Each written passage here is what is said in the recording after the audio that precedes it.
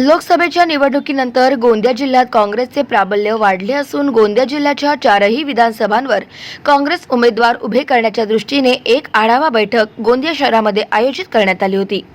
यामध्ये गोंदिया जिल्ह्याच्या 4ही विधानसभेमध्ये काँग्रेस आपल्या उमेदवारीसाठी चाचपणी करत असून 4ही विधानसभा लढण्याचा मानस काँग्रेसचा आहे।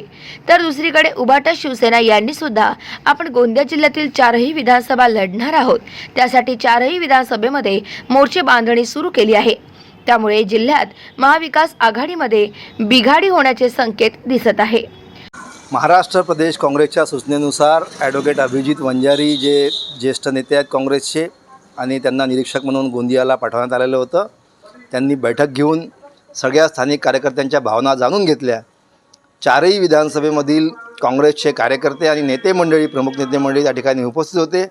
सगळ्यांनीच आग्रह धरला की कुठल्याही परिस्थितीमध्ये यावेळेस काँग्रेसला 4ही विधानसभेमध्ये काँग्रेसचा पंजा सिम्बॉल या मतपेटीवर दिसला पाहिजे। सर्व जिल्हा प्रमुख ते आमच्या लक्ष आहे आम्ही 248 जागावर चुनाव लढू शकतो आणि आमची तयारी गोंदिया जिल्ह्याची 4 विधानसभा आहे ते लढण्याची आमची तयारी चालू आहे।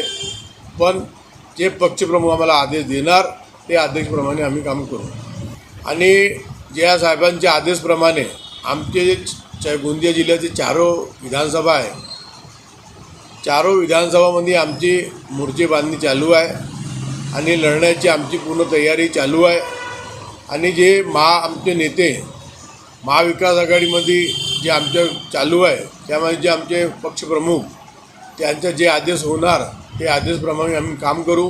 पण आमची मोर्चे बंदणी विधानसभा चुनाव लढण्याची तयारी पूर्ण जिल्ह्याच्या 4 विधानसभामध्ये आमची तयारी चालू आहे। गाव माझा न्यूज करिता राधाकिशन छुटे, गोंदिया।